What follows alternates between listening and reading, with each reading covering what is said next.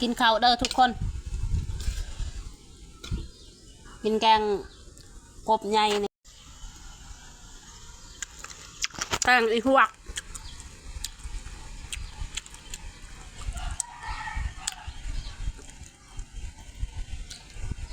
แซ่บสดน้ำเอก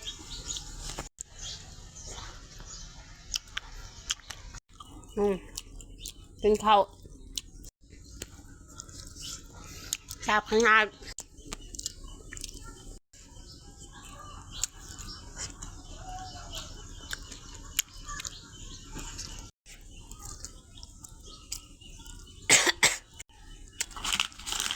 ได้เลยย่อยสบู่ยาวกี่แบ่งกันเองทุกคน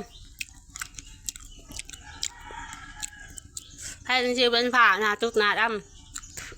อาบน้ำทาอาบน้ำแล้วทาเพลวกายไปอยากเขาใส่สบู่ชาวกี่รถเด้อสนใจทักได้เด้อ นี่ล้างหน้าแหละก็ล้างผิวกายเนาะทาอาบน้ำก็ได้ ล้างทั้งหน้ามันเล่งให้ผิวขาวสบู่เล่งผิวขาวหน้าจุดหน้าร้อยหน้าดำหน้าเป็นฝ้าปราบสิว